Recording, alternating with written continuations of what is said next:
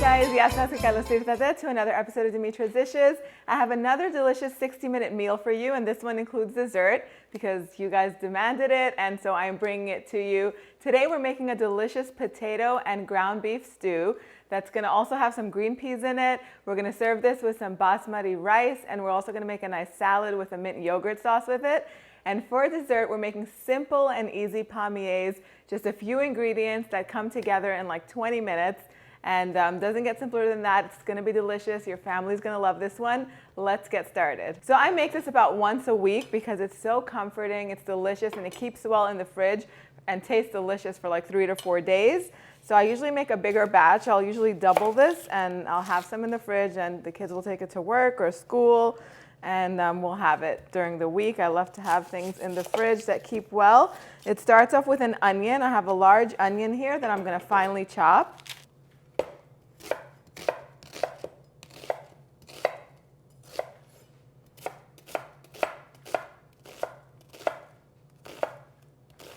So in the pot it goes, along with about a 1/4 cup of olive oil.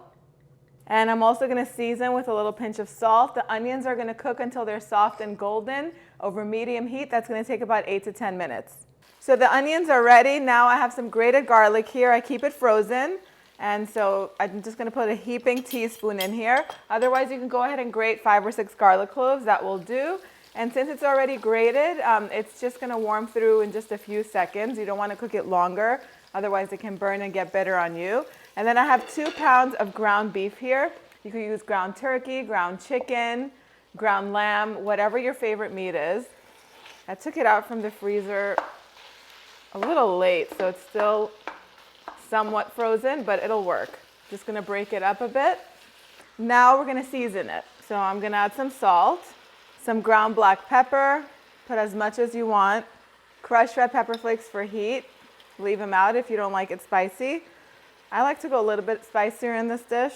And then I have some sweet paprika. This is not smoked, but if you do want to add some smokiness to it, use the smoked paprika. I'm going to go with 2 teaspoons here. It's going to add really nice color. And I'm going to do a teaspoon of dried oregano. Next, I have a can of diced tomatoes. Normally, I would puree these because we like them to be really nice and smooth, but it's going to cook long enough in here that they are going to break down. But if your family doesn't like to really see tomatoes in their food, go ahead and puree them before you add them to the pot. And this is going to cook over medium heat for about 25 minutes or until the meat is fully cooked through and you're going to be left with a nice thick sauce. In the meantime, you want to peel potatoes. Now I'm using russet potatoes for this. You can use gold. Any potato that's not going to mash up, any baking potato will be perfect. I've already peeled them, so you can go ahead and peel them, and then you can cut them into cubes. And I'm going to cut them right now so I can show you how big I do it. So if they're this size potatoes, all I do is I quarter them. That way they keep their shape in the stew. If you want to cut them a little bit smaller, that's fine too, but I like them this size. They stay nice and hearty. And then you want to always keep potatoes in cool water so that way they don't turn brown. Now I'm going to continue cutting these potatoes, and every few minutes I'm just going to go in and give the meat sauce a nice mix so that way nothing sticks to the bottom, and that way the meat, the ground beef breaks up and cooks evenly and you don't have too many chunks in there. And once it's done, we're going to add the potatoes and move on to the next step. So while the meat sauce is finishing up cooking, we're going to make the white rice. I'm using a rice cooker because it's just so easy to make rice in there. You can literally make it hours ahead of time. It'll keep it warm. You just press a few buttons and then you go in and you mix it a few times and then the whole thing is done.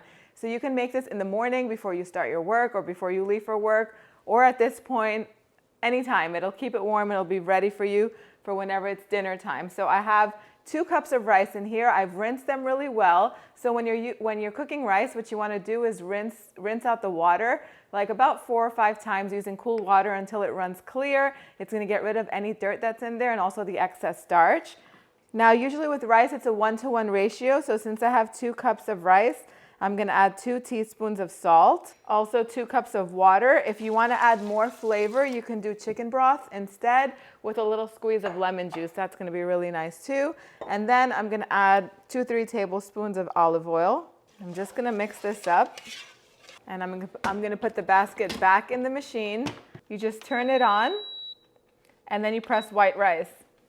That's it. And once it beeps, it's going to take about 25 minutes. You just fluff up the rice and you leave it alone. It'll keep it nice and warm. Now, if you happen to be making it early in the morning, since it's keeping it warm all day, the rice might dry up just a little bit. So in that case, all you want to do before you serve it, about 20 minutes before you serve it, is go in and pour about a quarter cup of either chicken broth or water, and then just let it warm through. Give it a nice mix, and it's going to be nice and moist again. And you'll have rice ready in no time. It won't take up stovetop space, and you don't even have to worry about. While that's happening, I think now is a good time to move on to making our dessert. So for the dessert, you just need some puff pastry. Make sure you thaw it out and make sure that it's nice and cool. You can just take it straight out of your freezer and leave it on your counter for a few minutes, and it'll be ready to work with. So we're gonna open them up. Now, I love to have store-bought puff pastry on hand because you can make desserts like this in no time, and they're homemade. They take a few minutes, and they taste so good with a nice hot cup of tea, or just like that if you want to crunch it and give it to your kids with a cup of milk.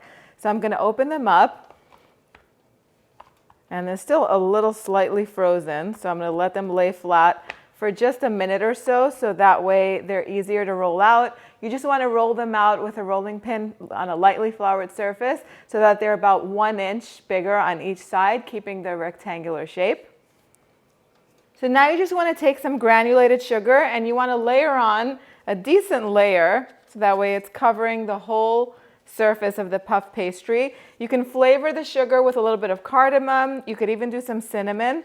If you wanted to put this in a bowl and just mix all the spices together, that would work too, but we're not going to get fancy today. We're just going to just sprinkle the sugar on top and press it in.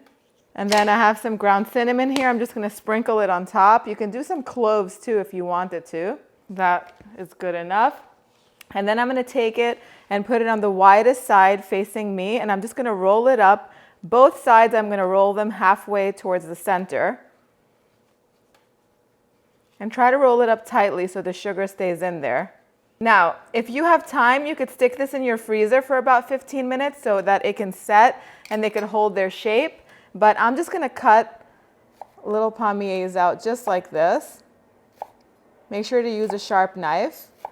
And then get a baking tray ready with some parchment paper. I like to reuse my parchment. I don't remember what I made on here, but I think I made some bread rings on here, so you'll see little round marks. If it didn't get dirty, we're reusing it. Stand the little pastries up, just like this. Dip them in the sugar to make sure you get all that sugar on there. It's going to be on the counter, or on the cutting board, rather. And then take whatever leftover sugar you have and just sprinkle it on top. It's going to cook and bake and caramelize and just get really nice and crunchy. I'm going to roll this one out 1 to 2 inches all around, and I'm going to do the same thing and put all the little pastries on the baking sheet.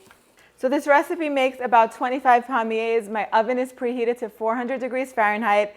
These are going to go in and they're going to bake for about 25 minutes or until they're beautifully puffed, golden, and crisp on the outside. Every oven works differently, so do keep an eye on them, and I'll tell you exactly how long it took once they're out. If you want them to be really perfect looking, like I said, freeze the scroll once you make it, and then they'll hold their shape really nicely once they're sliced. These did get a little bit smushed, but we're not going for perfection here. It's going to be beautiful. It's going to taste delicious, and that's all we care about. I'll show you what they look like as soon as they come out. We're just going to quickly make a little chopped Greek salad. So I have a cucumber here, an English cucumber that I've peeled. If you like to keep the peel on, you can go ahead and do that. And I'm just going to roughly chop this into little bite-sized pieces. This is a really refreshing salad, and most kids like salads when there's cucumbers in there for some reason. Big kids like me like it too. Now, instead of salad, if you don't want to make a salad, you can make a nice bowl of tzatziki, since we are making a mint yogurt sauce that's going to go with this. And I'm going to use part of this onion. I'm going to finely chop it, maybe a quarter of the onion. If you have red onion is nice too. But this onion should be pretty sweet. That looks like a good amount. Put however much of everything that you like in here. And then I have some mini bell peppers and some, what are these, grape tomatoes. I'm just going to thinly slice these.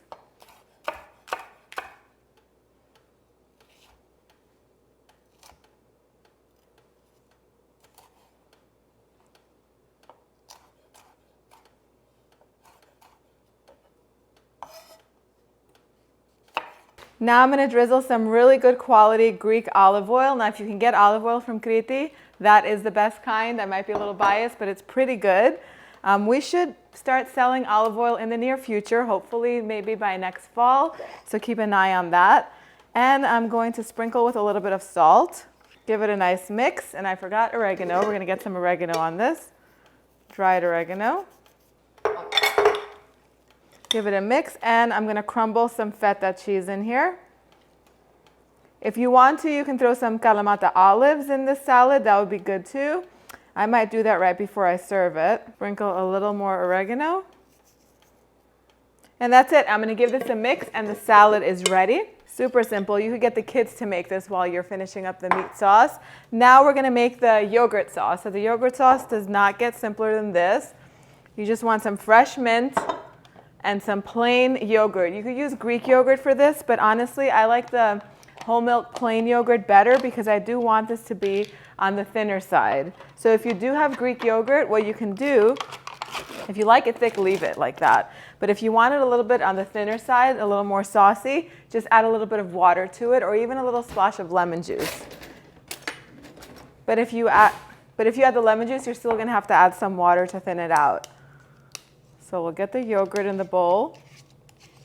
Always make sure you get the unsweetened kind. Has it ever happened to you where you get yogurt and then you start eating and it tastes sweet because accidentally you didn't realize that you purchased the vanilla kind? Read carefully. Read the labels carefully.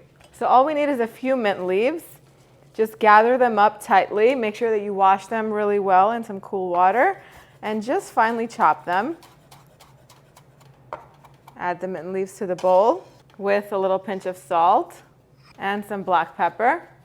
Like I said, you could squeeze some lemon juice in here too, but I'm just going to leave it plain.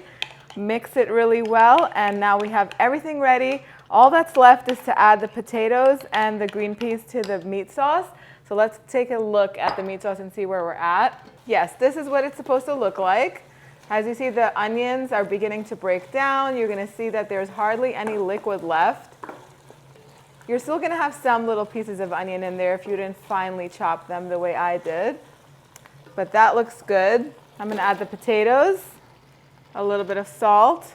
If you like a little bit of freshness with a kick of heat, I'm just adding 2 whole jalapenos to this. You can leave it out. And we need some water for the potatoes to cook. So I'll add about 4 cups of water. Make sure the water is cool, by the way. And 1 potato did not get cut up. Let me chop it right now. So what we're going to do now is bring this to a boil. Once it comes to a boil, I'm going to reduce the heat to a medium and let it cook for about 15 minutes or until the potatoes are fork tender. Once the potatoes are done, then I have some green peas here. Frozen green peas is something that I have in my freezer all the time. If you usually buy a combination of green peas, what's the common one? Green peas, corn, and carrot. That's a common combination. You could throw that in here too. You'll get more veggies in there. But we have this, so that's what I'm going to use. You don't even have to thaw it out. This has thawed out because I've had it on the counter. Once the potatoes are ready, you just put the green peas in there. You let them warm through. We're going to give it a taste, and the meal should be ready. The palmiers should be ready in a few more minutes. Everything is really going to come together almost at the same time. So dinner is ready, and it was all done in under 60 minutes. The potatoes took about 20 minutes to cook. It all depends on the size that you cut them. So keep that in mind. If you want them to cook faster, cut them a little smaller, but be careful so they don't become mushed, even though that's still going to make it delicious.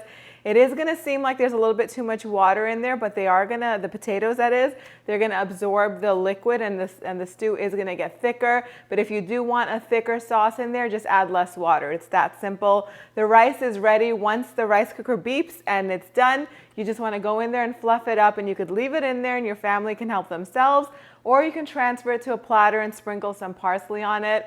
If you want to garnish it with some lemon wedges, go ahead and be my guest. The palmiers smell so delicious, and I think that was 3 ingredients: puff pastry, sugar, and cinnamon. And of course, you can flavor it with anything else that you like. They took 25 minutes in the oven, but keep an eye. They're supposed to be golden like this. The sugar gets caramelized and crunchy, and I cannot wait to give it a bite. But first, we're going to try the meal, okay? Dessert is always after. I want to make sure that I get a little bit of everything in my spoon.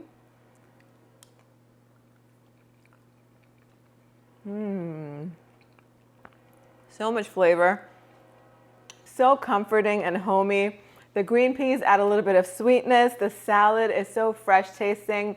And the creamy feta just adds creaminess. And of course, feta makes everything more delicious. We've already covered that a million times on the channel. That mint yogurt sauce is really delicious and so good and light and refreshing.